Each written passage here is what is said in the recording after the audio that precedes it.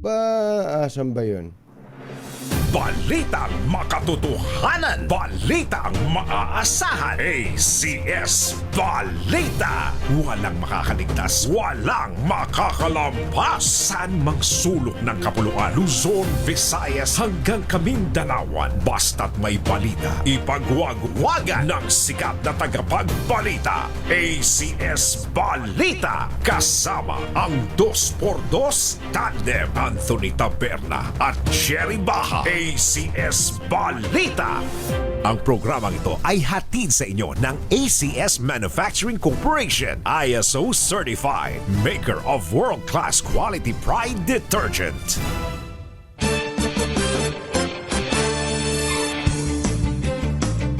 Araw ngayon ng Huwebes, 8 na ng Enero 2026.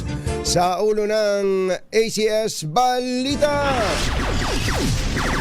59 anyos na tatay pumasa sa 2025 bar exams matapos ang 11 beses na pagkuha ng pagsusulit.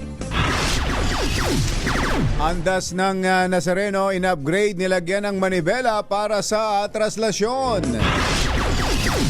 Target collection ng Bureau of Customs tumaas ng halos 2% noong 2025. Bilang ng mga walang trabaho sa bansa nabawasan naman noong Nobyembre ng 2025 ayon sa PSA. Bulkang Mayon muling nagbuga ng lava kagabi. Higit 700 pamilya inilikas. At dalawa sa mga suspect na nag-viral na insidente ng pandurukot sa BGC. Aba? Nahuli na ng mga pulis.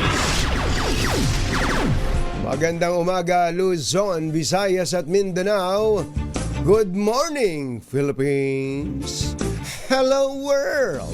Kami po ang inyong mga tagapagbalita. Ito po si Jerry Baha. Ito po naman si Anthony Taberna. At ito ang ACS Balita.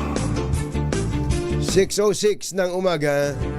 Nag-uumapaw ang kagalakan ng isang 59 anyos na lalaki matapos na makita ang kanyang pangalan sa listahan ng mga pumasa sa 2025 bar exams na inilabas ng Supreme Court kahapon. Kwento ni Eduardo Rivera Regio. 11 beses na siyang kumukuha ng naturang pagsusulit. Talaga, Ibig sabihin ay kung taon-taon siya kumukuha ng pagsusulit, nag-umpisa siya ng 47 years old, ano?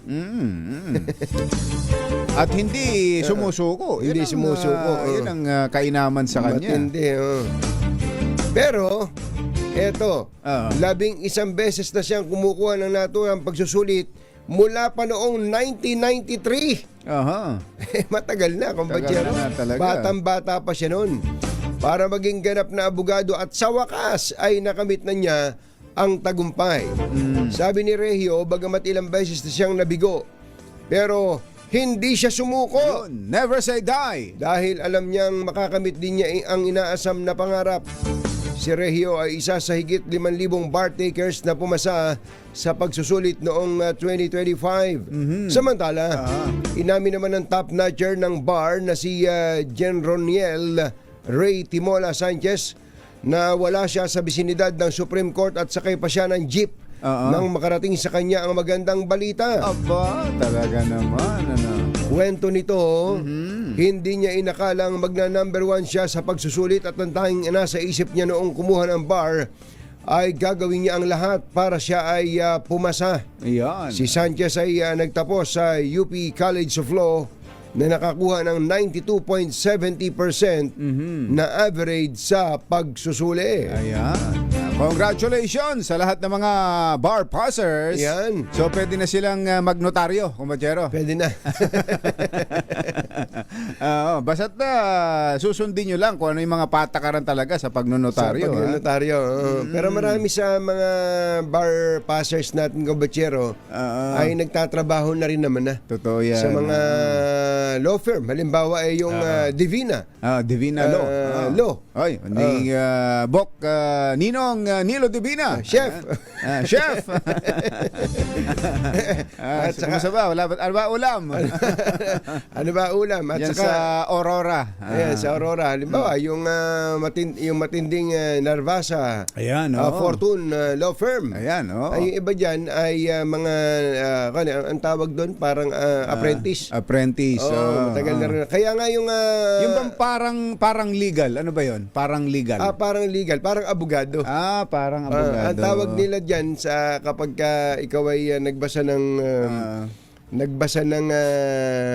legal thriller ni John Grisham, para lawyer. Para lawyer. Parang abogado. Parang abogado. may bukod bang kurso o tinatapos na para sa ganun? Wala naman, kumbatsero. Merong merong iba kumbatsero na habang hindi pa abogado, para legal. Para legal. Habang hindi pa pumapasa sa bar. Pero meron din namang kurso kasi na legal management. Ayun, yun nga siguro yun. Legal management na parang leg worker yan eh. Nandun siya sa opisina. Okay, ikaw nga, pumunta ka nga sa SEC. I-register mo nga ito. Trabahuin mo nga ito. Parang abogado na rin. Pero hindi pwedeng magnotaryo yun. Hindi pwede. Hindi pwede yun. Ano ba oras na? Alas 6:10 ng umaga. Diyos maray na aga sa Indugabos mga Bicolano. Mata na ka mo, gising na! Nanguna ang Ateneo de Manila University bilang top performing law school sa 2025 bar examinations para sa mga paaralan at universidad na may mahigit 100 bar takers noong nakalipas na taon. Batay sa report ng Korte Suprema, nagtala ang Ateneo ng 98.11% passing rate. Yun. Kung saan ay 104 sa 106 na first-time takers ang pumasa. Ay, antindi naman. So, ang hindi lang pumasa ay 4. Oo. Ay, hindi. Dalawa lang. Yun ang masakit. Oo. Ang sakit nun. Doon sa dalawa na yun, ano? Makakantsawan yun. Talaga. Pumangalawa naman ang University of the Philippines na may 96.83% passing rate, habang pumangatlo ang University of Santo Tomas na may 96.3% at nakapag-produce ng 5 top 20 passers. Antindi. Sa mga law school na may 51 hanggang 100 examinees, nanguna ang Ateneo de Davao matapos makapagdala ng 100% passing rate. Yan. Sinundan ito ng De La Salle University Manila at Polytechnic University of the Philippines. Pasok din sa national top 5 law schools ang Dr. V. Orestes Romualdez Educational Foundation Sa latest siguro. College of Law na may 80.19% passing rate at siyang nag-iisang provincial law school na nakapasok sa top 5. Ayon kay Dr. Dr. V. Orestes Romualdez Educational Foundation President at dating House Speaker Ferdinand Martin Romualdez, sa kanila, bunga ito ng disiplinadong paghahanda, mahusay na mentorship ng mga guro at pagpapahalaga sa ethics and the public service. Ilan yung nag-examine sa kanila? Ay, hindi nabanggit kumbatsero, pero sa percentage ay 80.19% passing rate. Nakakatuwa naman. May nakasingit na galing sa probinsya. Pasok sa top 5. Pasok sa top 5. Mabuhay kayo. Ang gusto natin kasi kumbatsero ay mas marami pang mga estudyante mula sa probinsya ang magningning sa ganitong mga eksaminasyon. Mabigyan sila ng break at yung kumbaga equal opportunities. Totoo. Hindi lang dito sa Metro Manila. Kasi ang nagiging labanan ay dahil sa saan ka ba natapos? Sa UP Manila. Okay na? UP Diliman. UP Manila, doktor yun. Oo nga pala. UP Diliman. Okay ka na. Pasok ka na. Ikaw, saan ka ba nag-graduate? Sa Leyte po. Leyte. Ay, upo ka muna doon sa tabi. Hintayin mo, hintayin mo tawag. Hintayin mo. May mga ganun eh. May mga ganun pong kumpanya. Mabutit napag-uusapan po ito. At siguro samantalahin na rin natin ang pagkakataon, ano? Inuulit lang po natin, kapag kami bar exam, isa lang ang top notcher. Isa lang. Isa lang ang top notcher. Yung number 1 lang ang top notcher. Bakit may nagsasabi bang maraming top hindi, notcher? Yun ay para na rin sa mga nagsusulat ng balita. Ito top notcher nung 2025 bar exam. Siya ay pumanglima. Ba't naging top notcher yung panlima? Isa lang yung top notcher. Bar placer yung iba. Bar placer. Yun. Maliwanag na yan. Maliwanag na yun. Especially yung mga nagsusulat ng balita. Mga nagsusulat ng balita. Alas 6:14 na ng umaga, naimbag gabigat kada kayo amin na po, agring kayon, gising na. May ilang pagbabago sa andas ng Nazareno na gagamitin para sa traslasyon ngayon taon. Ayon sa pamunuan ng Quiapo Church, bukod sa meron ng manibela sa loob ng andas, ay ginawa na ring 4 ang gulong nito mula sa dating 3 lamang. Ito anya ay para mas maging stable at mabilis ang pagmamaniobra rito, lalo na sa mga masisikip na daan. Gayunman, nilinaw ng mga opisyal ng simbahan na wala pa rin itong makina. Kaya mananatili pa rin ang tradisyon kung saan manual itong itutulak ng mga deboto. Para naman makaiwas sa pag-moist ang salamin nito, tulad nung nakaraang taon, ginawang butas-butas ang likurang bahagi ng andas. Layo ng mga pagbabagong ito na mas maging maayos ang andas ng Nazareno at mapaghandaan ang inaasahang pagdagsa ng mga deboto sa traslasyon bukas. Alas 6:15 ang ating oras. Mayong buntag kaninyong tanan, mga Bisaya, mata na maputiha, gising na ba kayo? Umarangkada na kagabi ang taunang pahalik sa Nazareno bilang bahagi ng tradisyon na kapistahan ito. Gabi pa lamang ng Martes at umaga kahapon ay nagsipagdagsaan na mga deboto na maagang pumila sa bahagi ng South Road sa Quirino Grandstand. Inaasahan naman na mas marami pang daragsang deboto ngayong araw hanggang bukas. Tulad ng nakagawian, bawal na ang direktang paghalik sa puon at sa halip tanging paghawak lamang at pagpunas ng panyo na krus at paa nito ang maaring gawin ng mga lumalapit. Nakaantabay naman ang mga tauhan ng Manila Police District, MMDA at mga medical personnel para tiyakin ang kanilang seguridad at kaligtasan. Nanawagan ng DOH sa mga deboto ng Nazareno na huwag nang sumama sa traslasyon at iwasang pumunta sa pahalik kung may sakit at mahina ang resistensya. Ayun, may qualification to ha. Baka sabihin nyo dinidiscourage yung mga deboto na magpunta. Hindi. Ang sabi lang ng DOH ay yung mga may sakit at mahina ang resistensya. Ayon kay DOH Assistant Secretary Gloria Balboa, meron namang live stream at pwedeng doon na lang muna manood upang hindi na makapanghawa o mahawa pa ng virus. Kung hindi naman anya maiiwasan ay magsuot lang ng face mask, lalo na ang may mga ubo. Una rito, sinabi ng DOH na wala silang na-monitor na aktibong kaso ngayon ng super flu at lahat ng 20 naitalang kaso noon ay gumaling na. Tumaas ng 1.9% ang kabuang revenue collection ng Bureau of Customs noong nakaraang taon. Sa datos ng ahensya, pumalo sa 934.4 billion ang kanilang koleksyon mula Enero hanggang Disyembre ng 2025, mas mataas kumpara sa 931.046 billion sa 2024 revenue collection.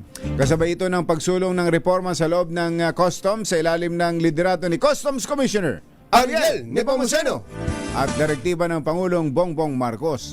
Sa datos, nakapagsagawa ng kabuang 1,024 enforcement operation ang BOC noong 2025 na nagresulta sa pagkakakumpiska sa halos 62 billion pesos na halaga ng mga smuggled at mga ipinagbabawal na produkto. Sa kabilang banda naman, kumbatsero, ang BIR pala nagpatupad na ng revamp o balasahan sa mga regional directors at assistant regional directors ng BIR. Marami-rami ito eh. Ating yung Mga naapektuhan. 11. 11 yung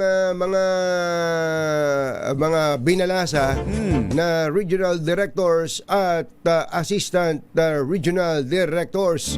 Yan ay sa utos naman ni BIR Commissioner Charlie Mendoza. Susunod! Tito Boy! Gaano ba karami ang nawalan ng trabaho o walang trabaho sa paglilista ng PSA? Yan at iba pa sa pagbabalik na ACS Balita. Achi Ahya, Mr. Jalamtang Lakyam Chapkauhun 6:19 ng umaga.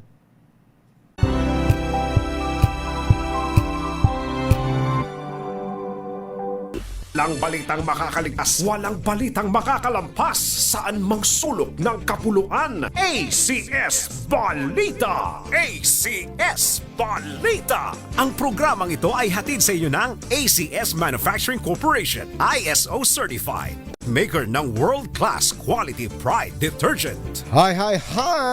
Maganda morning! Ano bang araw today, kumbachero? Today is Laundry Day, Friday. Yahoo! At pag Laundry Day, Friday, all you need is Pride Washing Machine Detergent. May triple stain away formula, kaya tanggal ang makapit, madikit, malupit na dumit mancha, kaya easy ang labada. Kaya pala mula noon hanggang ngayon, all you need is Pride. All you need is Pride. ACS. Kasama ang 2x2 tandem Anthony Taberna at Jerry Baja. ACS Balita. Alas 6:23 ng umaga, tuloy ang ACS Balita. Bumaba ang bilang ng mga walang trabaho sa Pilipinas noong buwan ng Nobyembre 2025. Ayon sa Philippine Statistics Authority o PSA, naitala sa 4.4% ang unemployment rate ng bansa na katumbas ng 2.25 million Filipinos na walang trabaho. Mas mababa ito kung ikukumpara sa 5% na naitala noong Oktubre 2025, nakatumbas naman ang 2.54 million na walang trabaho. Samantala, bumaba naman ang underemployment rate ng bansa sa 10.4% mula sa 12% noong Oktubre. Katumbas ito ng 5.11 million Pilipino na may mga trabaho ngunit tumihiling pa ng karagdagang oras sa trabaho o naghahanap ng iba pang karagdagang hanap buhay. Panibagong dome collapse pyroclastic density current o tinatawag na uson ang na-monitor ng PHIVOLCS sa bunganga ng Bulkang Mayon kagabi. Sa footage na inilabas ng ahensya, naitala ang paglabas ng lava sa bulkan dakong alas 6:36 ng umaga hanggang alas 7 ng gabi. Ayon kay PHIVOLCS Director Teresito Bacolcol, meron silang na-monitor na lava dome growth o makapal at malapot na lava sa ibabaw ng bulkan na naiipon at lumalaki. Una nang inihayag ng opisyal na ang nangyayari sa bulkan Mayon ay effusive eruption na maaaring tumagal ng hanggang 6 na buwan. Samantala, 700 pamilya o 3,500 kataong inilikas dahil sa paglala ng sitwasyon sa Bulkang Mayon. Galing ang mga ito sa 13 barangay mula sa lalawigan ng Albay, partikular ang mga nasa paligid ng bulkan sa mga bayan ng Malilipot, Kamalig at Ginobatan. Lilipad patungong Abu Dhabi si Migrant Workers Secretary Hans Leo Kakdak para personal na silipin ang pagkamatay ng isang overseas Filipino worker doon. Ayon kay Kakdak, darating siya sa Dubai bukas, Enero 9, para busisiin ang kaso ni Mary Jill Muya, 44 anyos, na natagpuang wala ng buhay sa loob ng kanyang kwarto sa Abu Dhabi noong December 31. Git ni Kakdak, hinihintay pa nila ang opisyal na release ng forensic report mula sa pulisya. Si Muya ay mula Haro, Iloilo at 2 dekada ng OFW sa Dubai. Ngunit batay sa Abu Dhabi. Ngunit batay sa mga record na hindi na nito nirenew ang kanyang membership sa Overseas Workers Welfare Administration mula pa noong 2022. Alas 6:26 ang ating oras. Buenos dias con todos mga Chabacano. Gising na ba kayo? Isang bangkay ang natagpuang palutang-lutang sa karagatang sakop ng Panglima, Sugala sa Tawi-Tawi. Ito po ay isang bangkay ng buhaya. Oy, tingnan nyo, baka may nabawas dyan, ha? Representative dyan. Sa ulat, sumabit ang buhaya na tinatayang nasa 10.5 feet ang haba sa tali ng isang bangka sa barangay Look, Buntal. Ayon kay Barangay Chairman Bing Jahama, may sugat ito sa ulo na pinaniniwala ang tama ng bala. Posible rin anyang sa ibang lugar binaril ang naturang buhaya at napadpad lamang sa kanilang lugar. Sa ngayon ay inilibing na ito habang patuloy naman ang isinasagawang investigasyon ng mga otoridad. Ng Soko. Soko. Biruin mo, sa pagpatay sa isang buhaya. May investigasyon. Ano bang bawal bang ang mga buhaya ba tinuturing na endangered? Hindi ko nga matiyak. Halimbawa gano'n, kung ikaw ay sasagpangin ng buhaya, may dala kang baril, barilin mo na. Barilin mo na. Alam nga namang, ano gusto mo? Ikaw yung lapain. Lapain ng buhaya o ikaw ang lumapas sa buhaya? Siya ang lapain mo. At alalahanin ninyo na ang buhaya ay niluluto rin at iniuulam. Oo, talaga. Diba? Talaga. Diyan sa Macau, di ba? Sa Macau, merong restaurant dyan na nag-o-offer ng mga buhaya. Oo nga eh.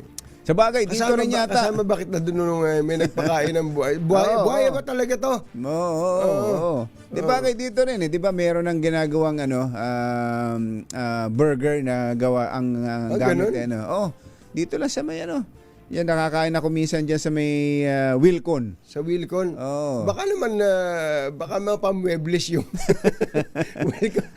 Meron yatang... May burger house na pala Wilcon? May alagaan na pala sila ng buhaya. Ganon.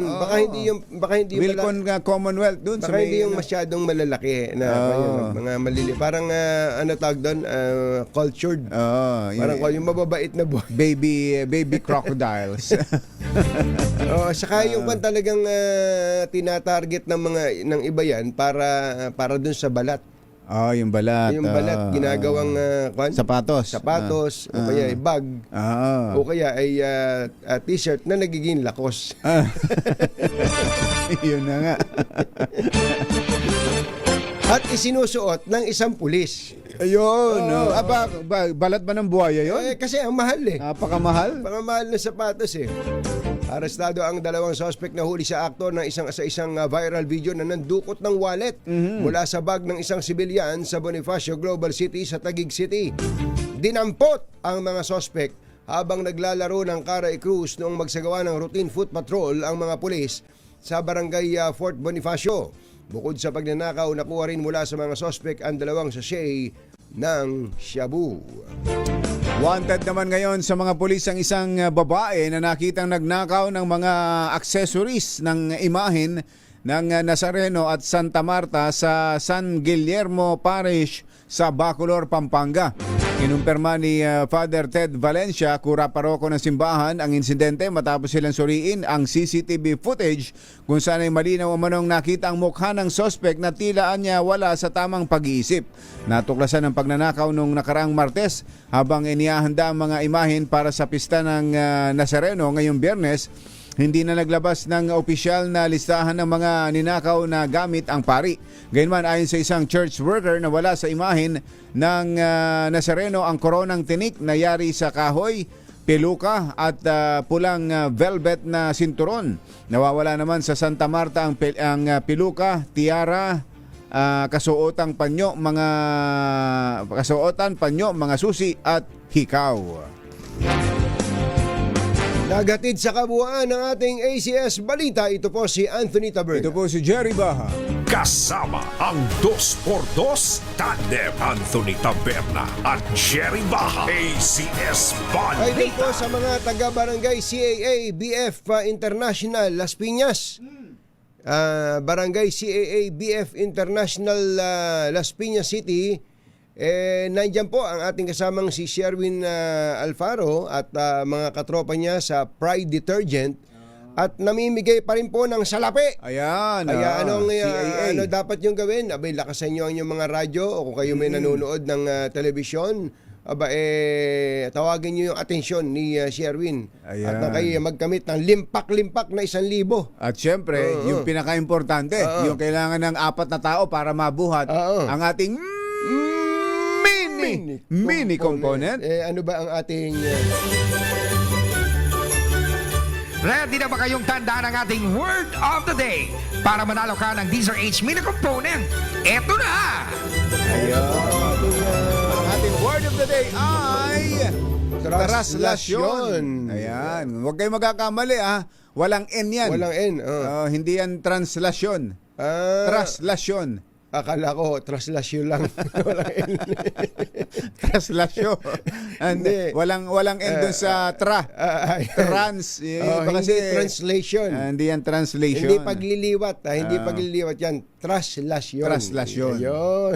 May word talagang traslasyon. Oo, meron Yun ay talagang itinawag doon. Oo, yun talaga ay sige, mamaya ay ipapaliwanag ni Jeric dito, Jeric, kung ano ang origin ng traslasyon.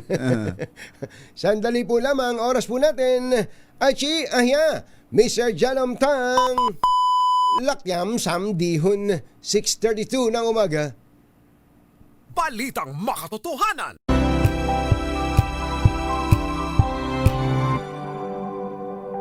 Dos! Ating damhin, ating lasapin ang hagupit na Dos por Dos!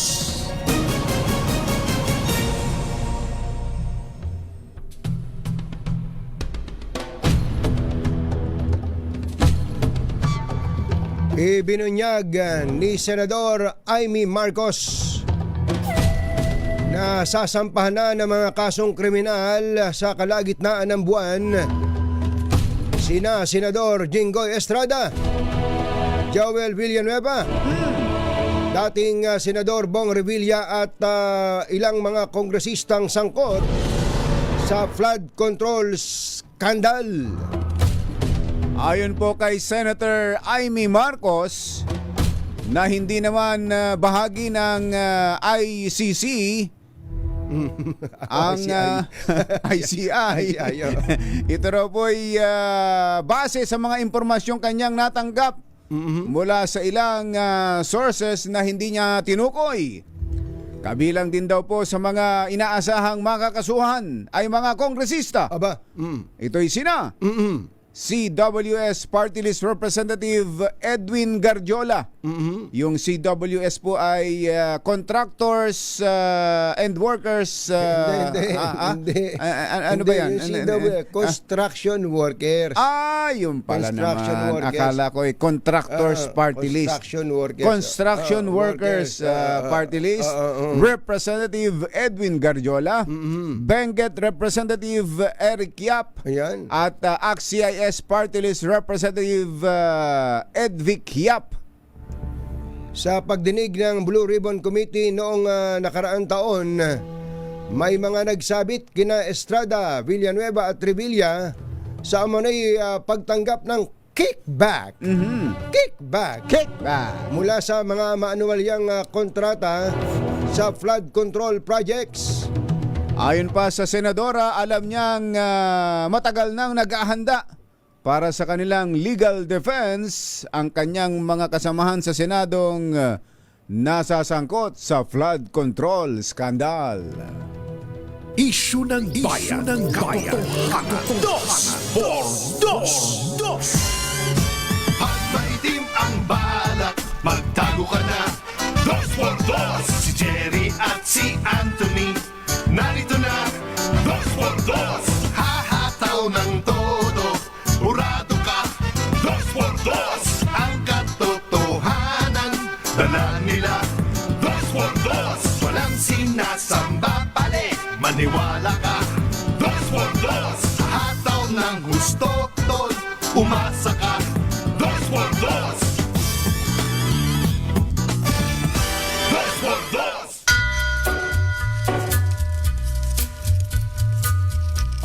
Hi. Maganda morning. Magandang umaga, bayan! Ito po si Anthony Taberna. Ito po si Jerry Baha. Muli pong sumasa inyo ang 2x2 sa umagang ito ng Friday! Yahoo! may lumapit sa akin nung isang umaga si Kuya Joel Giriba ng San Francisco, San Francisco, USA, sa California. Sabi niya, naka-tape ba kayo? Ni Jerry. Bakit kako? Biyernes, nung nakikinig ako, Martes pa lang pero sabi niyo, Biyernes na sabi ka, hindi ka nakakapakinig sa intro namin. Ngayon pa lang. Oo nga, sabi niya, naabutan ko kayo lagi, yung kalagitnaan. Ayun, yun na. Basta nandito kayo sa 2x2. Everyday is a Friday. Pampalakas ng sipa, sabi nga ni Kumbachero. May konting sipa yun pag sinabing Friday na. Parang kaganahan ka ng konti dahil parang nag-aapura ka na makarating ng Sabado. Ayan. Kumusta po ang mga misis ng tahanan? Meron pa bang natira sa mga nasambot ninyo mula sa inyong mga mister noong December? Pinagsama-sama ang sweldo, bonus, 13th month. Ayan. Dapat meron pa. Sana meron dapat pa. Hindi tayo ubos-ubos biyaya. Yan. Diba? Naalala Yan ko, ang matagal Kumbachero, nang itinuturo sa atin. Noong tayo ay mga empleyado pa ng ABS-CBN noong araw, pagka ganitong buwan, Enero, may magugulat ka na lang sa sweldo mo, may dagdag. Ba't ang laki na sweldo ko? Magugulat ka ba? Nung pala, merong tax refund. Ayun. Halimbawa ay siningil ka ng BIR nung nakaraang taon, ng labis. Sumobra. Labis. Sa unang sweldo mo ng Enero ay meron na kaagad kwenta na lumampas yung binayaran mo ng ganito batay doon sa kwenta sa compensation mo nung nakaraang taon. Kaya yung susunod na sweldo naman natin ng 15 January 15, baka meron kayong tax refund, baka naman. Baka naman. At saka yung iba, Kumbachero, ewan ko kung sa ibang kumpanya pinaiiral pa, sa first sweldo of the year din, ibinibigay yung sa vacation leave na hindi nagamit. Doon sa mga kumpanyang pwedeng convertible to cash. Convertible to cash. Yung kanilang mga leave. Meron kasing iba na hindi. Hindi, gamitin mo. Magpahinga ka. Magbakasyon ka. Kailangan mo yan. Kaya hindi, tama naman. Tama dapat rin yun. Gamitin natin yung ating bakasyon sapagkat pag puro trabaho, mababurnout ka. Kailangan yan. At syempre, wag ninyong kalilimutan dito ho sa yung unang swell day ng taon dapat china-chop-chop nyo na yan kung saan-saan na gagamitin. Pero syempre, meron kang bukod sa ilalaan mo para sa emergency, meron ka ring ilalaan para sa iyong pagpapasalamat sa dakilang lumalang, sa dakilang lumikha. Sa paglilingkod mo sa Panginoon. Kailangan natin yan. Saka yung ating inihahandog nanggaling din sa mga biyaya mula po sa Kanya. Yun lang buong isang taong nabuhay ka dapat sobrang pasasalamat na dapat ang ibinibigay mo ron. Totoo yun. Bukod pa syempre doon sa mga biyayang natanggap mo habang ikaw ay nabubuhay. Ayun. Diba? Kaya ano pang hinihintay nyo? Matuto tayong mag-ayaw-ayaw. Sabi ng matatanda, mag-ayaw-ayaw. Mag-budget. Ibig sabihin, mag-budget. At maglagak. Ayan. Alam na nyo yan. Mga utol. Ang mga kumbachero ng bayan, Katunying at Ka-Jerry. Naalala ko na itong introduction natin, Kumbachero, no?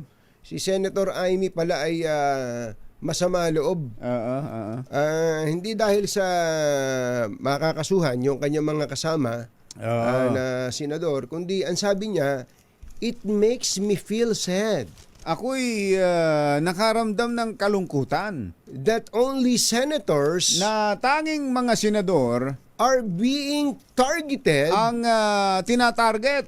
Even if Kahit na it is Bonjing. ano yung Sino to si Bonjing? Si Bonjing. And the Speaker's office that were the sources of corruption in flood control. Kahit na ang tunay na pinagmula ng corruption ng flood control ay ang speaker. Yeah. Yun yung sinabi ni Senator Amy. Kasi sa panahon... Anong tawag niya? Bonjing. Bonjing? So, Bonjing pala si... Hindi, pero may nagsabi sa akin kung batsero na nakita daw niya si Speaker Martin Romualdez recently. Ang payat. Payat na. Hindi mo raw- hindi Pero raw- bago pa naman pumutok talaga to, unti-unti nang Parang nagje-dieta siya, parang no? nagda-diet na talaga si speaker eh. Oo, dun sa...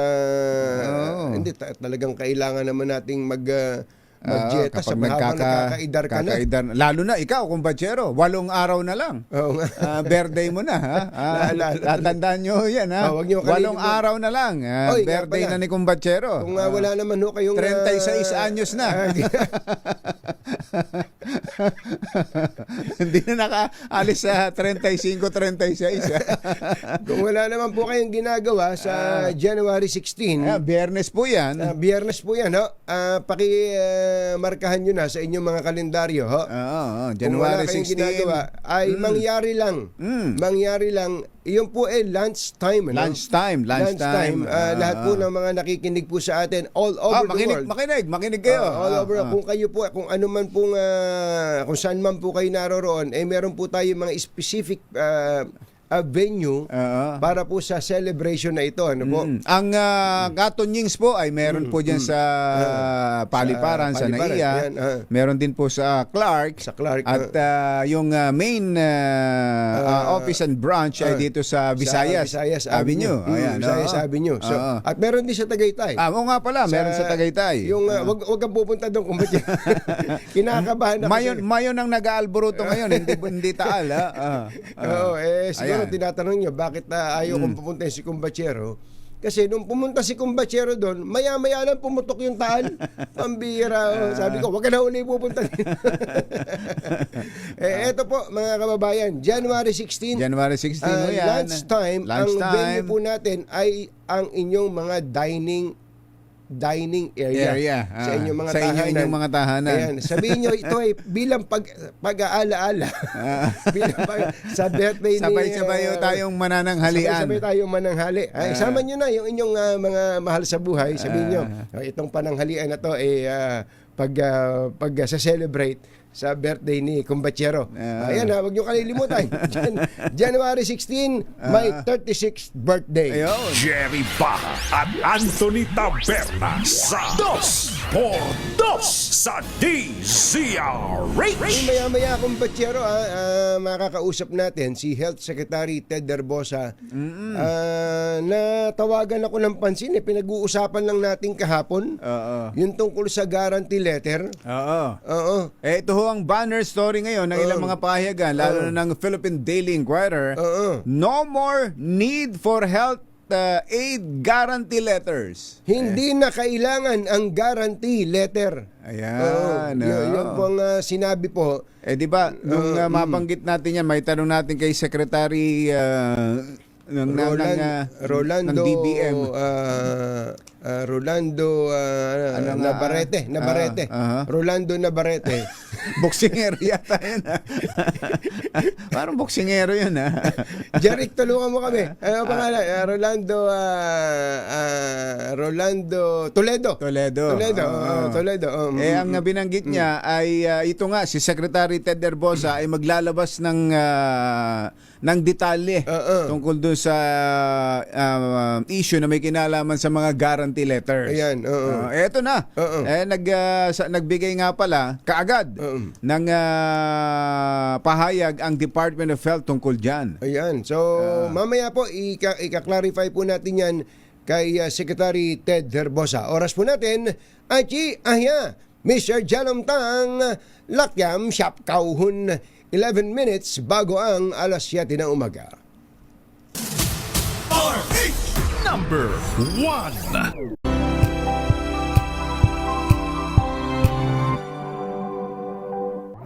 Kaya kung maitim ang balak, Magtago ka na! Anthony Taberna, Jerry Baja, 2x2. 2x2.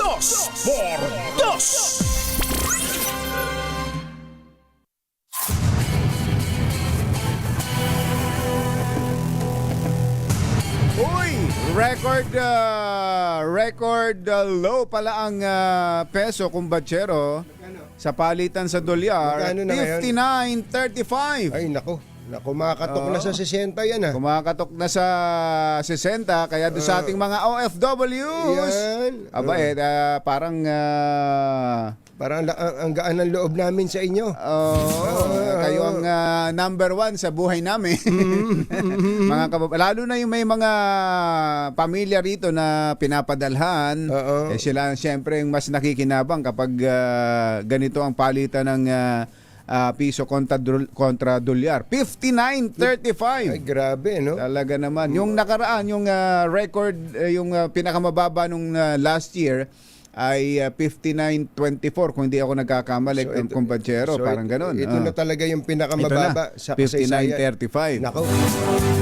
Pero ang mga Pilipino naman, kumbatsero, resilient eh. Kaya lalo yung mga OFWs natin, masayang-masaya. Kaya, mukhang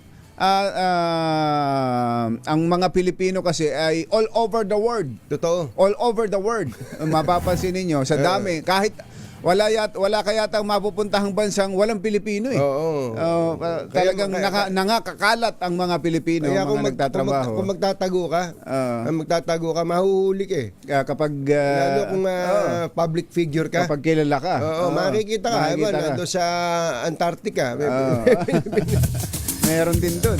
Biruin mo doon sa Iceland at sa Norway na bihirang-bihirang sumikat ang araw.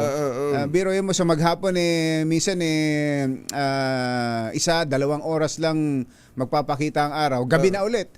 Ganun? Parang may midnight. May mga Pilipino.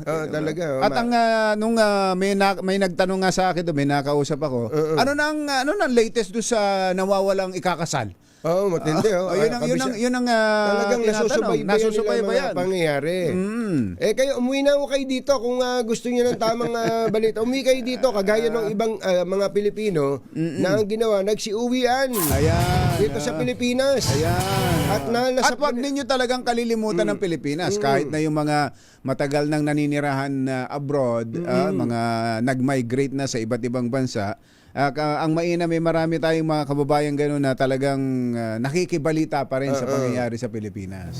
Nache-check kaya ng immigration kung gaano karami ang mga gumamit ng palip ng airport natin. Yung NAIA, 3 airport natin. Teka, may NAIA 4 pa ba? Di ba under repair ba yun? NAIA 1, 2, 3.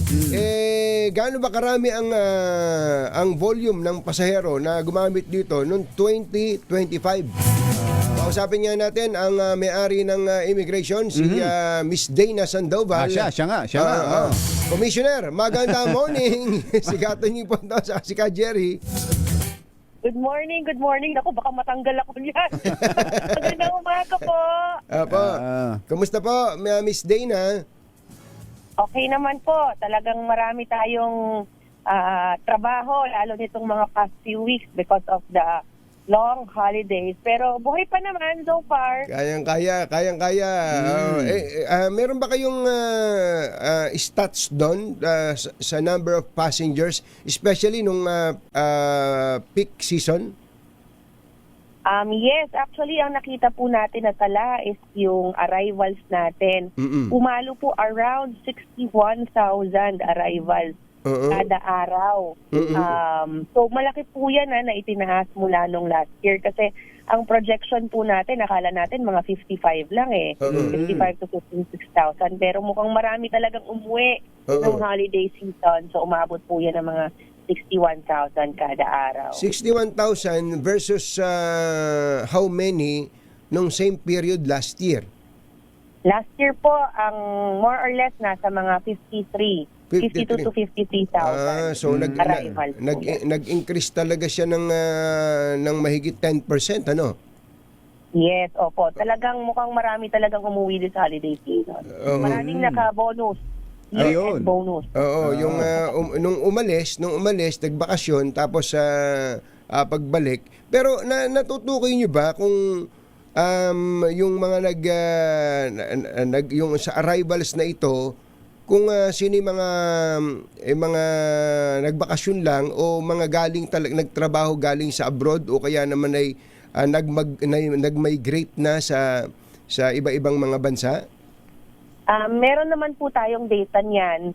Pero pag talagang December and January, ang marami po talaga niyan ay yung mga galing sa ibang bansa na mga kababayan natin na umuwi po ng Pilipinas. Kasi yan talaga yung time ng family reunion, tapos isasabay na yan lahat. May mga event, kasal, ganyan. Basta yan po talaga yung panahon ng uwian para po doon sa culture natin sa mga Pilipino. Oo. Ang interesado kami dun sa e-gates kasi tinanong ko to si Kumbachero kung nagamit ba niya yung e-gate. Ako personally talagang hinanap ko yung e-gate kahit na meron namang counter na maluwag. Yuel na kuha mo ito. Merong isang matandang maraming daladala. Oo, nag-X. Ito yung e-gates. Sabi ko mukhang may mali akong ginawa. Pero wala na yung boarding pass dito, Kumbachero. Ito ay maraming dala-dala. maraming mga pasalubong ba 'yon? hindi, mga maraming damit. Mga maraming damit. Opo. Ano pong report ninyo? Kumusta yung performance nitong e-gates natin, yung bagong install? Opo, so far mataas naman po yung utilization. Doon po sa tala natin parang mga 6,000 to 7,000 individuals po yung gumagamit ng e-gate kada araw. So, mas marami pa din ang gumagamit ng counter. Ibig sabihin yung nakikipag-usap sa immigration officer. yes, kasi marami pa rin po talaga yung gusto nung stamp sa kanilang passport because with the e-gates po, wala na po itong stamp. Wala na yung stamp. Okay, dun sa aktual, gaano katagal ang kailangang makonsumo na isang pasahero na dumadaan sa e-gate, Ma'am Dana? Kung ikukumpara po natin doon sa manual counter po, nasa 45 seconds ang processing time. Apo. Pero with the e-gates po, dun sa ating pagmamonitor, parang mga 5 to 10 seconds lang po ang kinakailangan for the use of the electronic gate. So napakalaking bagay po, kaya ini-encourage nga natin na na gamitin po ng mga kababayan natin yung electronic. Bilis po talaga ng proseso pag yun po yung ginamit. Bakit to ako nag-X? Yung pumasok ako nung una. Pangalawang balik ko saka lang ako pinadaan eh. Siguro po baka hindi lang na-scan ng maayos yung passport. Or depende po kasi there are airlines na hindi pa po nakakonect sa ating advanced passenger information system, na hindi pa po nade-detect nun. But more than 80% are connected na, and yung mga ating local airlines po, lahat connected na yan. So baka po meron lang scanning, hindi lang na-scan. Hindi na-scan ng tama. Pero talagang sobrang maginhawa. Ako mismo, I encourage our kababayan na gamitin itong technology. Opo, hindi po nangangain yung kasi yung iba po natatakot kasi machine, may ilaw-ilaw. So, yung iba parang na-intimidate na pumunta. Tsaka yung experience ng iba kasi dati, sa dating e-gate na pipila ka ron, pupunta ka ron, tapos hindi babasahin, tapos saka kaulit pipila dun sa counter. So nagdodoble, lalong natatagalan.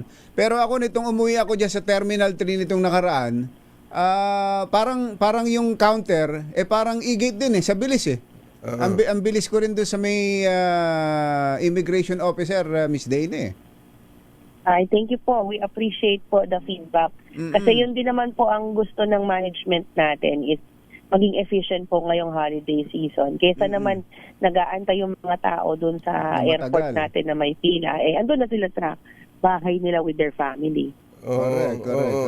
So 45 seconds sa counter on the average, pero dito sa e-gate 5 seconds lang. Opo, kaya laking bagay po nun paglapag nyo, nakapagkuha na kayo ng gamit nyo, kauwi na kayo agad-agad. Hindi, yun nga problema, Miss Dana. Dahil sa sobrang bilis ng immigration, ang tagal-tagal na naghihintay sa may bagahe. dapat bagalan nyo sa immigration. Dahil Naiipon sa hantayan ng bagahe. oo, doon naiipon dahil sa paglapag ng eroplano, nakababa na yung mga pasahero, nakalampas na si immigration, yung bagahe Tsaka palang darating. pumupunta doon sa may carousel area. Dapat sabay yun, ano? Yun naman ang inirereklamo. Ba't ba sobrang bilis dito? Oo. Oo, sobrang bilis. Hindi ba kayo nagbabawas na empleyado, immigration officer? Kasi ang dami na yung e-gates eh. Oo. Ay, hindi po, kulang pa nga po, lalo merong mga projected na bagong airports na magbubukas. Ang gusto lang po natin is ma-maximize yung tao natin kasi konti po talaga ang ating mga personnel. So, with the use of the electronic gates, yung mga tao na dating nasa manual labor of stamping passports, mailalagay na po natin sa mas importante na mga trabaho, kagaya po ng mga trends analysis, pag-check po ng kanilang histories ng mga passengers dun sa ating back-end office. Oo. Yun yung sa pagdating. Yung sa pag-alis ba ay meron ding e-gate na? Meron na rin pong nilalatag ngayon for the second phase ng electronic gate sa departure area naman po. Priority po natin yung mga OFWs, and then second po doon sa susunod na phase yung mga foreign nationals po na merong mga long-term visas dito sa Pilipinas. Oo. Tsaka siguro yung yung mga frequent travelers na marami na ring record ng biyahe, baka pwede rin dumaan na, Miss Dana. Yan din po yung inaano natin, pina-project po for this year.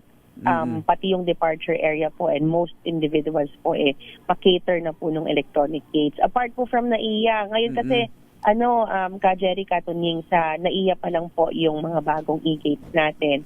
Pero nagsimula na po tayo nung pag-procure ng mga bagong e-gates for all international airports. Same din po yung gusto natin dun sa ibang mga airports na mga na mailatag po natin half ng ating manpower in all international airports be converted to electronic. Maganda to. So, lahat ng international airport, big sabihin yung Davao, Cebu, Iloilo, Panglao, puro may mga, lalagyan nyo na rin ng e-gates. Pero ito, siyempre, hindi sagot ng kaap to. Sagot to ng immigration na. Opo. Yung NAIA po kasi NNIC yung sumagot. Ang nagbayad yan. Opo. Yung all the rest po, immigration po ang nag-procure. Within the year, may install to? Yes po, nagkapirmahan na po tayo nung last year, December, for the procurement. So, ang expected natin, first quarter, nagsisimula na po maglatag niya. Yes, ma'am. Thank you, Miss Dana. Maraming Thank salamat. you, Miss Magandang Dana. umaga. Anytime po, salamat. Good morning, Happy New Year. Happy New Year.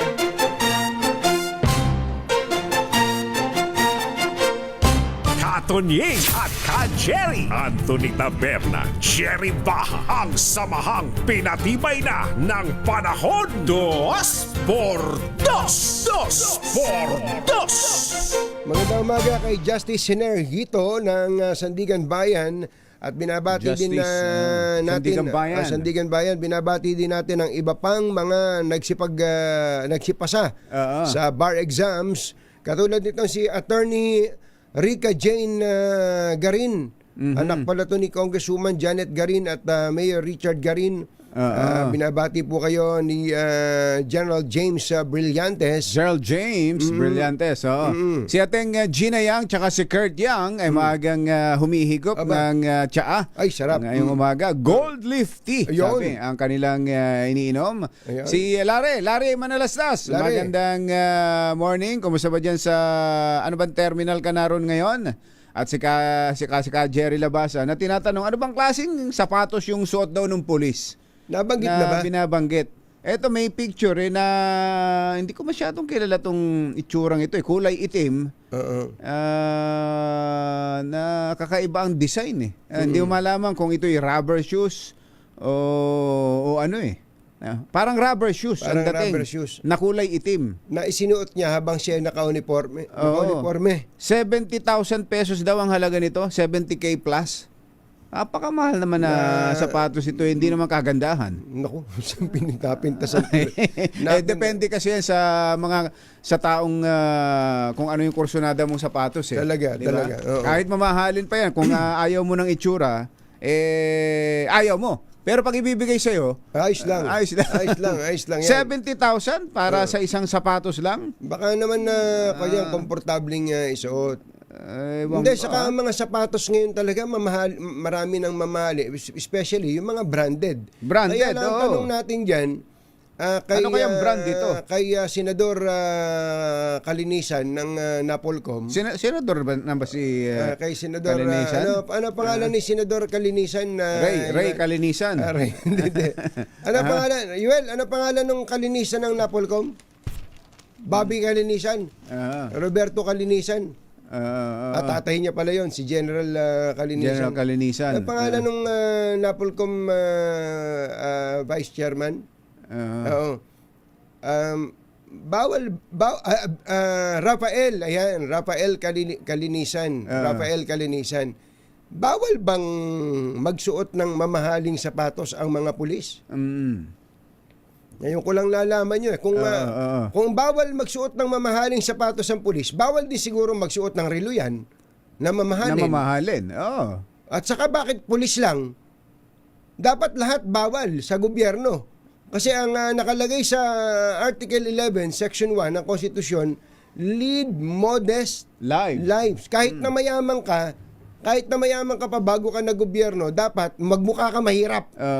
Bawal kang pumustura. Huwag kang magpapakita ng karangyaan, no? Dahil modest lives ang binabanggit eh. Pero ako naman, hindi siya ipinagtatanggol ko tong pulis na to. Retired na yata ito, kare-retire na lang. Kung gagawin niyo ito kay babae. Babae ba? Lalaki. Ano pangalan? Pangalan ng pulis, pambira, hindi natin malaman tong balita na to. Anyway, ang alam ko babae. Babae ba? Oo, dating health service director ng PNP. Kasi yung sapatos ng babae, mura lang yan eh.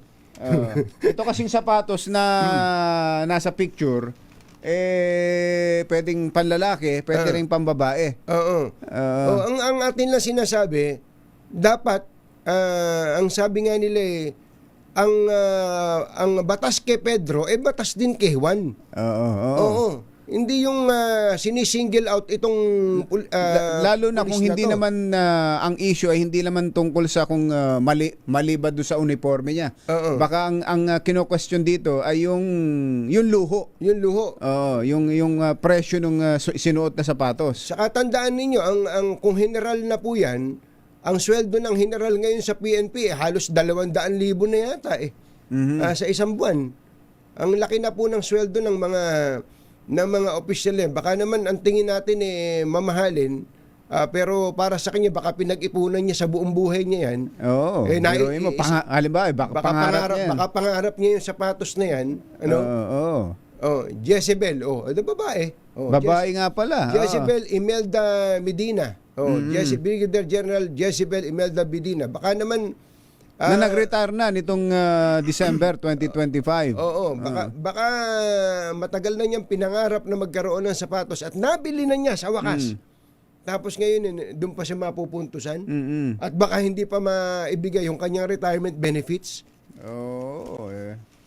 Ayos lang yan kung yan ang nasa batas.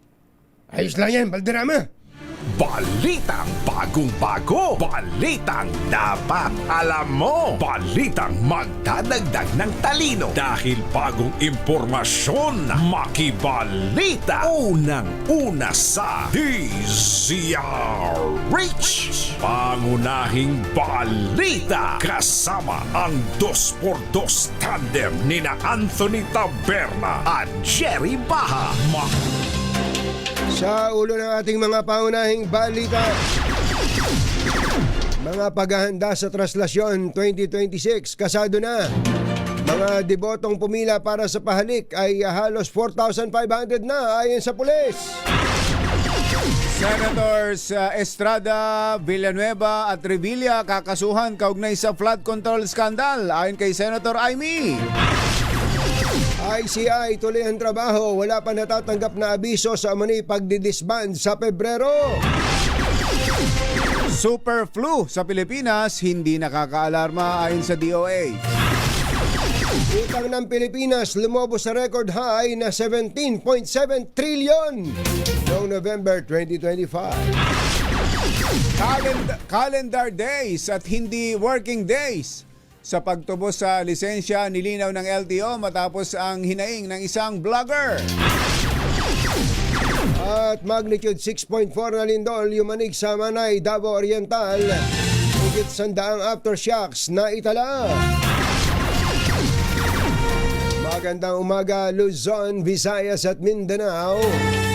Good morning Philippines. Hello world. Kami po ang inyong mga tagapagbalita. Ito po si Jerry Baha. Ito po naman si Anthony Taberna. At ito ang... Pangunahing balita. Namigay na tayo ng kwarta. Tumutok sa DZRH at manalo ng instant 1,000 pesos sa Pasko Panalo Malakas Promo. Kasama ang Pride Detergent.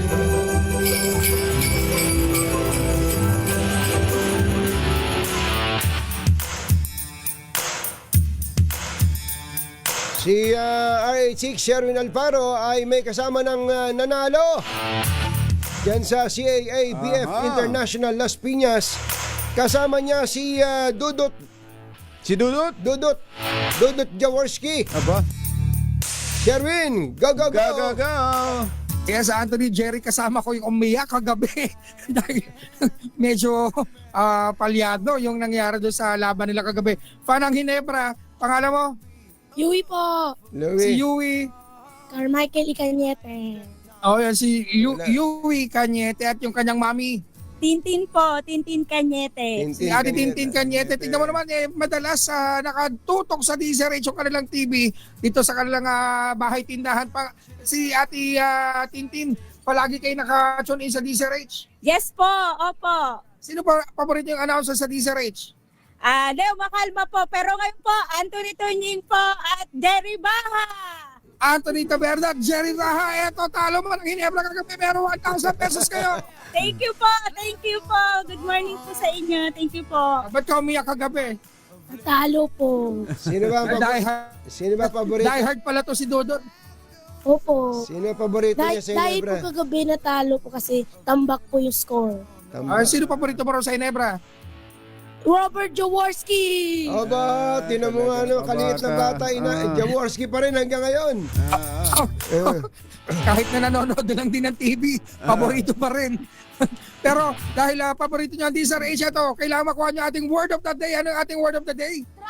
Translation po. Translation. Translation. Yan dahil lang ang ating word of the day, meron kang DZRH mini component. At syempre meron ka pang Chinese New Year na Noche Buena. Ito na ang ating Chinese New Year Medya Noche Basket. At ang pinakamalaki, pinakamabango, pinakamapula, ang pinakabago, Pride with Fabric Conditioner, Korean Strawberry Bloom Detergent Powder with Stain Away Formula. 2 kilo yan. Kaya naman, ano masasabi niyo po ate? Maraming salamat po sa DCRH. Thank you po. Thank you po. Maraming salamat din sa iyo at syempre sa mga nais manalo ng 1,000 pesos lagi dumutok sa DZRH. Baka kayo na susunod nating winner sa DZRH Pasko Panalo Promo kasama syempre ang Pride Detergent RH number 6 Sherwin Bata Alfaro DZRH. Una sa Pilipinas, una sa Pilipino. Mga nangunguna at mga bagong balita sa DZRH. Pangunahing balita. Alas 7:21, planchado na ang mga paghahanda ng PNP, MMDA, Manila LGU at iba pang ahensya ng pamahalaan kaugnay sa isasagawang traslasyon 2026 bukas. Inaasahan ng NCRPO na higit 8 milyon deboto ang dadalo sa traslasyon. Target naman paikliin hanggang 15 oras ang tagal ng prosesyon. Mas maikli kumpara sa 20 oras noong 2025. Samantala, as of 6 a.m., maabot na sa 4,500 na mga deboto ang pumila sa Quirino Grandstand para sa tradisyonal na pahalik. Magde-deploy ang Philippine Red Cross ng 1,261 personnel, staff and volunteers para sa full-scale humanitarian operations sa kasagsagan ng Pista ng Nazareno.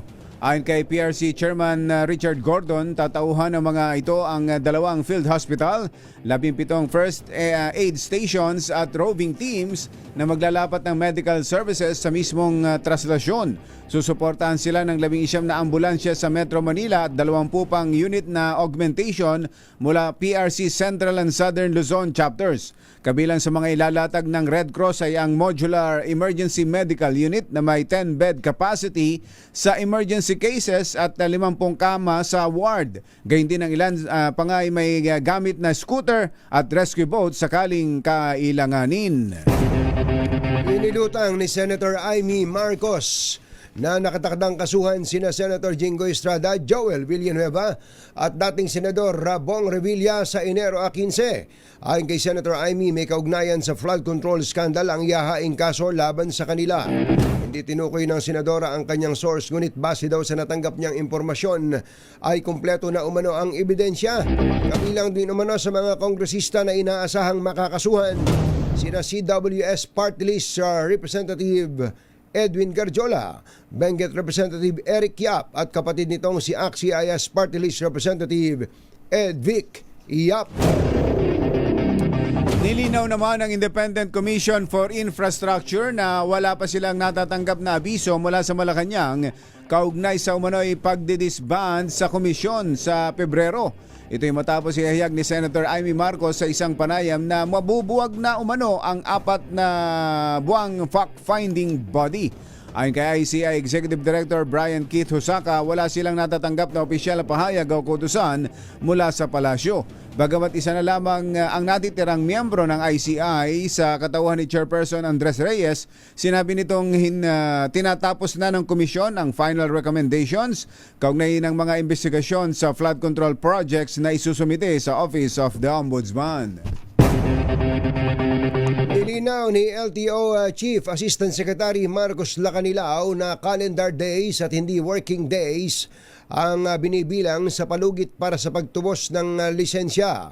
Tugon ito sa pagkwestiyon ng transport vlogger na si James Dickin sa ipinataw na dagdag na 1 buwang suspensyon sa lisensya ng kanyang anak dahil bigo itong matubos ang lisensya at mabayaran ang kanyang violation sa loob ng 15 araw. Matatanda ang December 18 nang mapara ng enforcer ang anak ni Dickin sa Skyway dahil sa reckless driving, kaya dapat ay natubos na nito ang kanyang lisensya bago pa man mag-Enero 2. Depensa ni Dickin, maraming araw na sarado ang LTO dahil sa dami ng holidays at kahit ang satellite offices na bukas dapat tuwing Sabado ay tanging driver's license renewal lamang ang pinoproseso. Pero pinapaliwanag din ng LTO kumbachero na ang ginawa ng anak ni James Dickin talagang reckless driving. Oo, ayun. Meron silang meron pala silang CCTV doon eh. At ang nanghuli diyan ay mga taga Skyway. Mga taga Skyway mismo. At ang isa pang problema, hindi pa rehistrado yung sasakyan na ginagamit. Tingnan mo na. Oo, dumami tuloy yung na-discover yung problema dahil doon sa reklamo nila. Reklamo ng airpat niya. Lagot. Ayun. Samantala, lumobo sa 17.65 trillion pesos ang kabuang utang ng Pilipinas nitong Nobyembre ng 2025. Sa datos ng Bureau of Treasury, mas mataas ito ng 85.4 billion pesos kumpara noong Oktubre. Tinukoy na dahilan ng malaking utang ng bansa ang bagong domestic and foreign borrowings na lumampas sa target sanang kabuang utang sa loob ng 1 taon. Sa kabuang utang ng Pilipinas, 12.12 trillion pesos ang domestic debt habang 5.5 trillion ang external debt.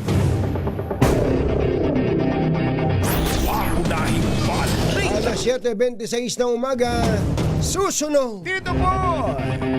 Ay, meron palang super flu. Ano ba tong super flu na to? Dapat bang matakot ang taong bayan dito? At ano ba ang detalye tungkol sa hindi na kailangan ng guarantee letter ni congressman o ng senador? Ayan. Kapag ikaw ay manghihingi ng tulong sa gobyerno, sa kalusugan. Yan at iba pa sa pagbabalik na Pangunahing Tiam Diap Chit Chun Chap Diap Chit Hun 7:27 na umaga. This time check is brought to you by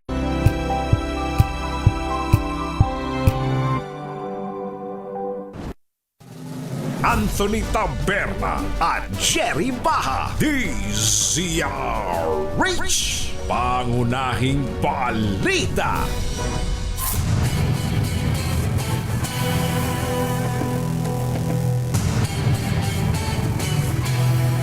Alas 7:32 ng umaga. Pansamantala po nating pinuputol ang mga komersyal. Para bigyan daan ng isang napakagandang balita. Napaka-importante. Napaka-importanteng balita, lalo na po sa ating mga kababayan na minsan parang namamalimos sa mga opisina ng mga congressman at senador.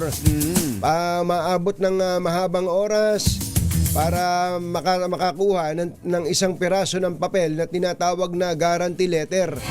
Depende po sa affiliation ng hihingi ng tulong. Depende sa closeness niya doon sa hinihinga ng tulong na mambabatas. O kaya depende rin sa mood ng staff ng mambabatas. Yung halaga ng guarantee letter na ibibigay doon sa humingi ng tulong. Pero sabi po ni Secretary Ted Herbosa, wala na. Tigil na yan. Tigil na yan. Sabi natin, si Secretary Ted Herbosa ng Department of Health. Secretary Herbosa, magandang morning! Si Katunying po ito, saka si Ka Jerry. Good morning, Katunying, and good morning, Ka Jerry, and good morning sa lahat ng taga-subaybay ng DZRH. Kahapon lang pinag-uusapan po namin ito, Secretary. Maya-maya lang, nagpe-press ko na kayo tungkol dito. Very good news. Okay, klaruhin natin. So kung meron po tayong kababayan na kailangan ng medical assistance at dati-rati ay nakakahingi po siya ng GL mula kay congressman, ano po ang gagawin kung hindi na po siya kailangan dumaan kay congressman? Didiretso na po siya sa ating mga hospital, no? Sa Department of Health Hospital. Kung kayo may medical na kondisyon, kailangan nyo ng pagpagamot or na hospital, na emergency, doon lang kayo makikipag-usap sa social worker ng ospital. Kung yan ay DOH hospital at kayo ay nakakonfine naman sa basic accommodation or yung ward tinatawag, kayo po ay zero balance billing na. Kung kayo naman na hindi nakakonfine sa DOH hospital at nasa LGU hospital kayo o kaya sa private, may konti pa kayong babayaran at wala kayong pera, pwedeng humingi ng assistance. May programa kasi ang Department of Health, ang tawag dyan, Medical Assistance for Indigent and Financially Incapacitated Patients. MAIPIP. MAIPIP. Pinopondohan yan ng tax money. Tao rin ang pera din ng taong bayan yan. Ginamit na tax money, inallocate po ng ating mga legislator, senator at congressman. Every year po yan, nasa budget natin. At madalas, dinadagdagan po yan ng additional billions. This year, sa 2026, yung kakapirma lang ng ating presidente, 51 billion po ang medical assistance for indigent and financially incapacitated patients. Dati po, ang sistema nga, pagka may gastusin ka, pupunta ka sa opisina ng ating mga legislator.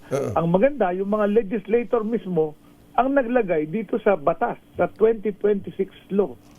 At ako susunod lang sa batas, hindi ko hindi ito ng mga mambabatas. Wala ko, inaaway niyo yung mga mambabatas Hindi po. Tayo ay susunod lang sa batas, sa GAA 2026. Section 19 po ang title ng article nito Prohibition of ano nga ba itong pangalan ng title? Prohibition on political involvement in the distribution of cash and other forms of financial assistance. So kasama doon, hindi lang yung mga ayuda ng DSWD, kasama pala dito sa anti-EPAL provision, ang GL? Yes, kasama po. At saka, sinundan pa yan ng Section 20. Yung Section 20 naman, prohibition on display and affixture of name, image, and likeness of public officials on government projects. So pinagbawal. Talaga ang tawag nga ni Secretary Toledo, Secretary Rolando Toledo, anti-EPAL provisions ng GAA 2026 ito. Ayun. Ipapatupad natin to. Kailangan lang, siyempre, ang Department of Health ang susulat ng implementing rules and regulation nung paggamit ng MAIPIP. So, narinig ko po sa inyo kanina, Secretary, yung pati sa private hospital. So hindi lang DOH hospitals, hindi lang local government hospitals, kundi kahit private hospitals ay pwedeng makakuha ng tulong mula dyan sa MAIPIF. Oo, Katunying, kasi sa ibang mga lalawigan natin sa Pilipinas, malayo talaga yung DOH hospital na may zero balance. So, yung kababayan natin, ang ospital lang na malapit sa kanila private. Ang iniisip ko, ang ilalagay natin sa implementing rules, ililimita natin kasi hindi naman bottomless yung pera, no? May limit din sa dami ng mga nagkakasakit, ano? So ang ililimit natin yan sa nasa basic accommodation sa private at nasa semi-private. Yung may shared accommodation. Pag ikaw nag-single room or nag-suite room, may pera ka. Mahal yan. May pambayad ka. Hindi na kaya sagutin ng taxpayers money yan. Sagutin mo yan, di ba? Sasagutin namin yung parang nagpa-admit sa shared accommodation. So halimbawa po pala, Secretary, may nakikinig sa atin, may ganun pala, hindi na kailangan dumaan kay Congressman saka kay Senador, makapagpa-confine nga dito sa Asian Hospital. Bibigyan pala ako ng sa St. Luke's BGC. St. Luke's BGC at pupuntahan ko na si Secretary Herbosa at mabayaran yung bill ko. Ganun po ba?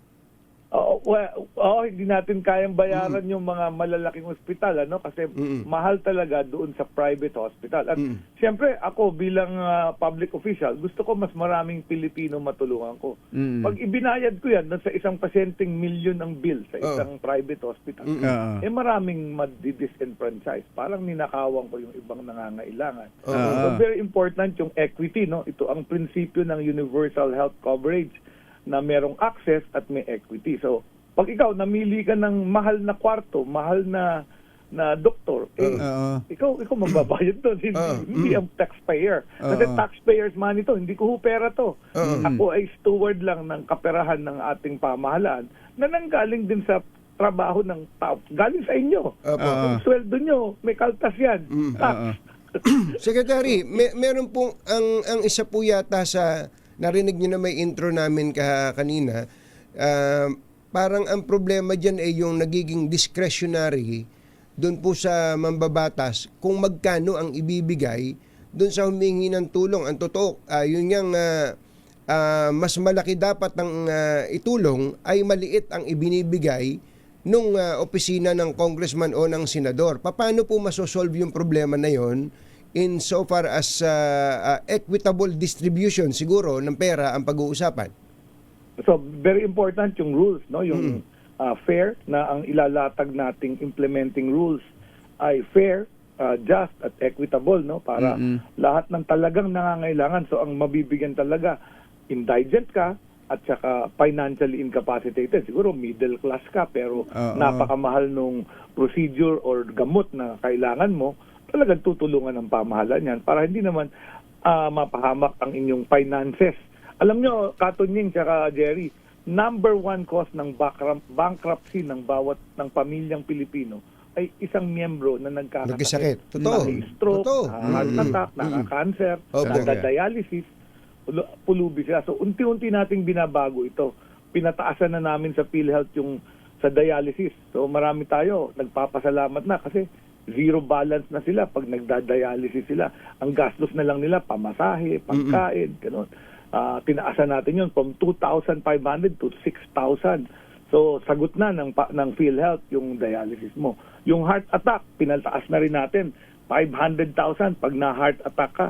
Biglaan yun, kadalasan, Katunying, Jerry, talagang mamumulubi ka doon sa tinatawag na angiography at saka yung angioplasty.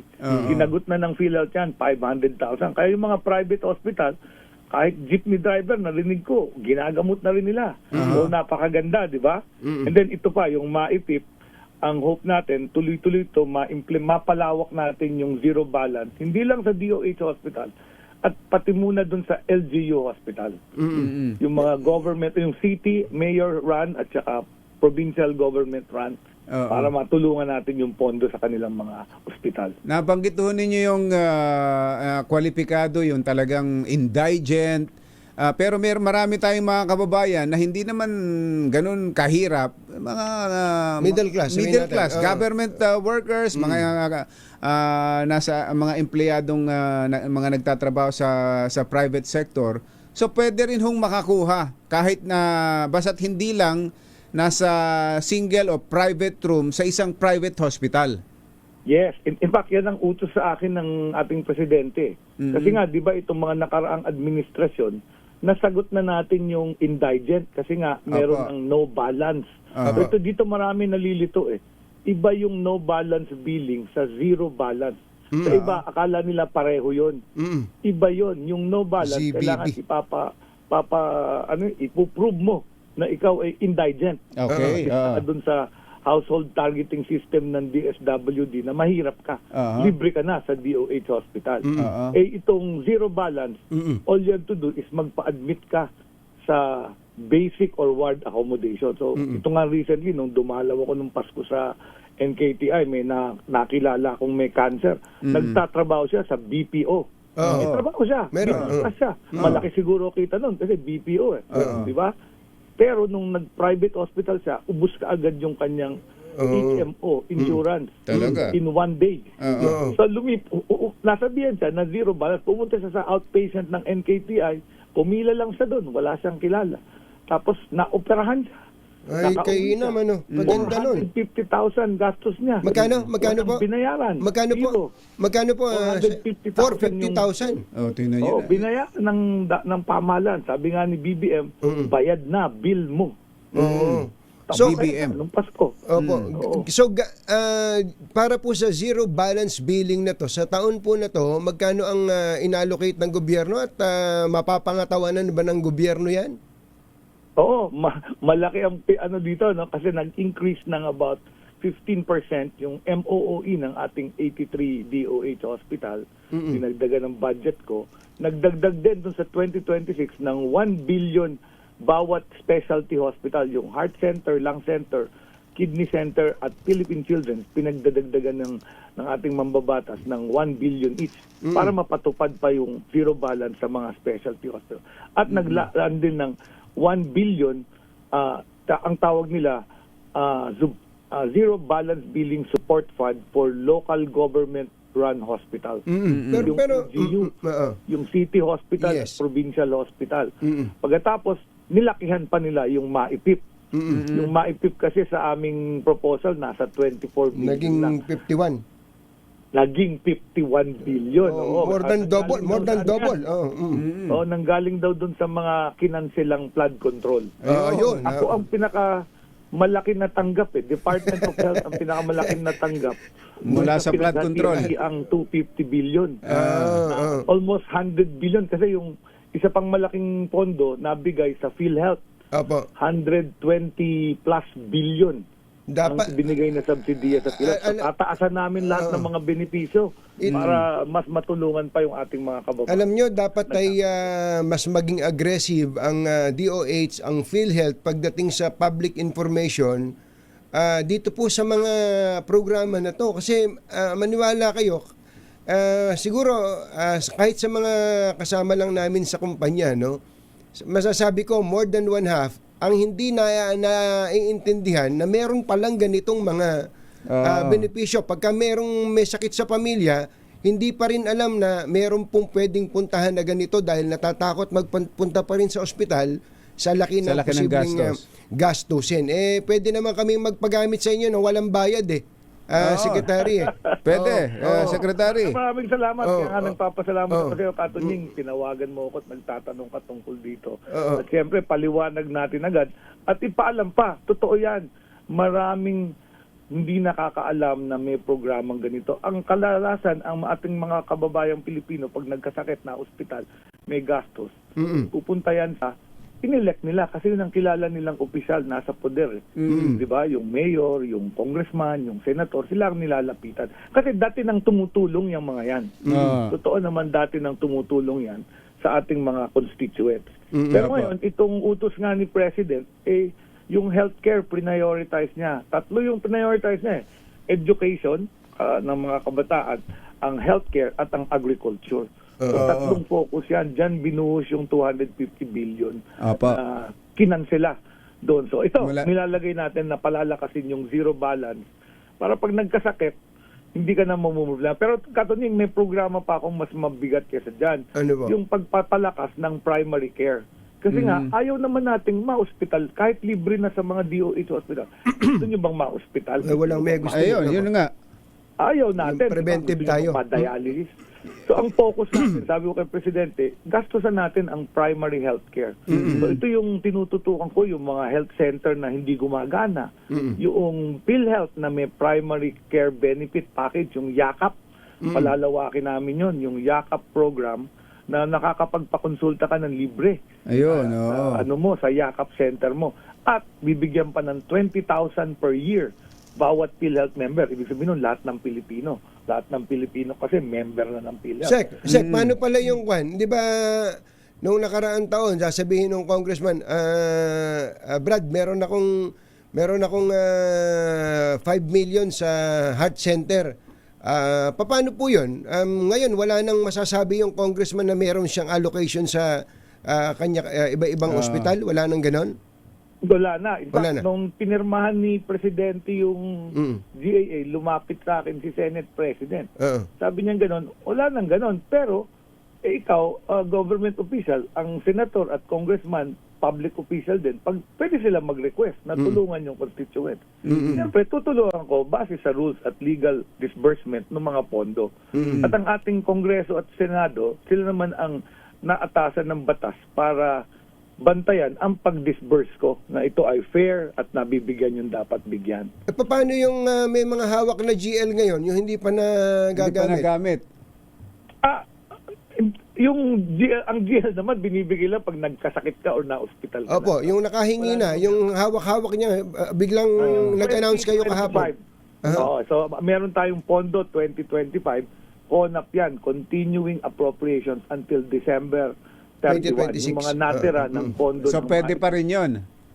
Ay ganun. Ang rules nun ay yung current implementing rules and regulations of MIPIP. Pero once inilabas ko po yung bagong implementing rules of MIPIP, masasagip natin yan. Kailan yun? Kailan yun, Secretary?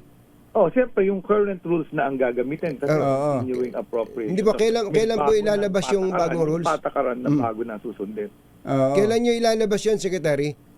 Ang plano ko mailabas ng middle of February, minamadali ko na nga. Teka muna, andyan pa ba kayo sa DOH nun? Nababalita, tatanggalin na kayo sa DOH.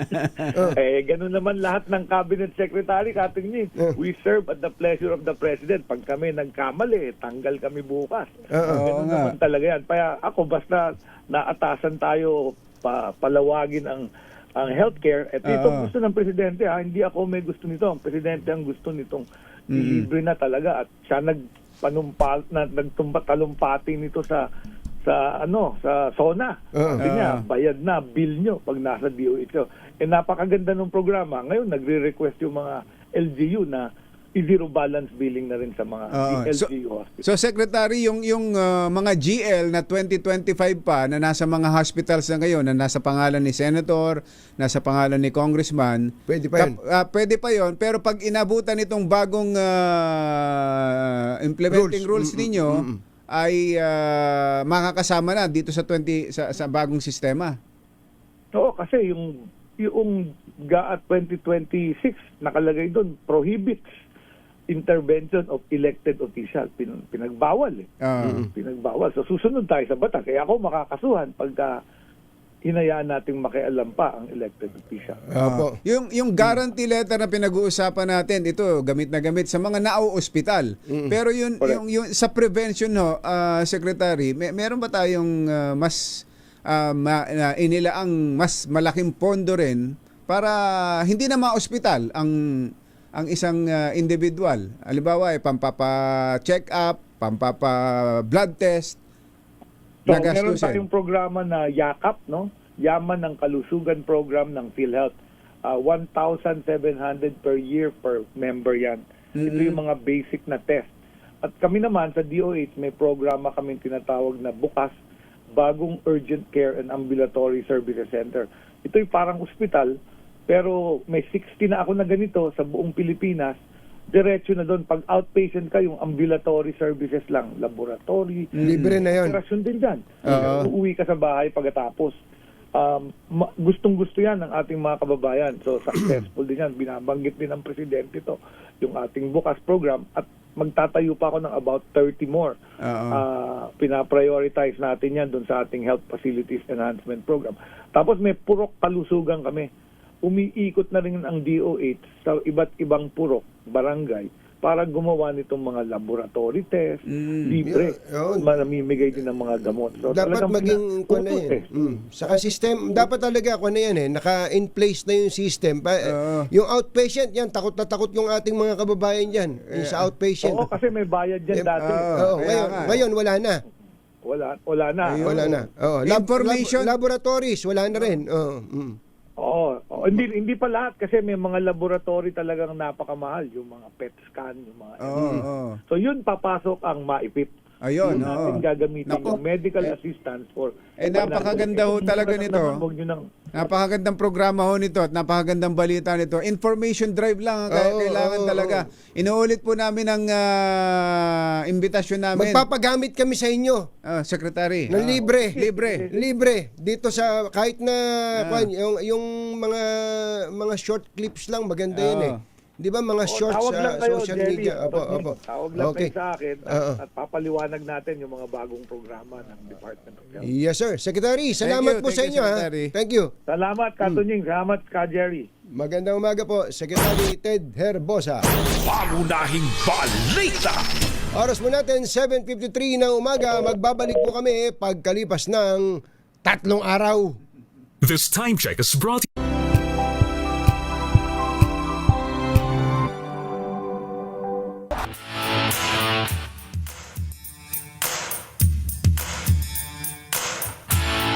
Napakabilis talaga ng oras. Nakatatlong araw na tayo.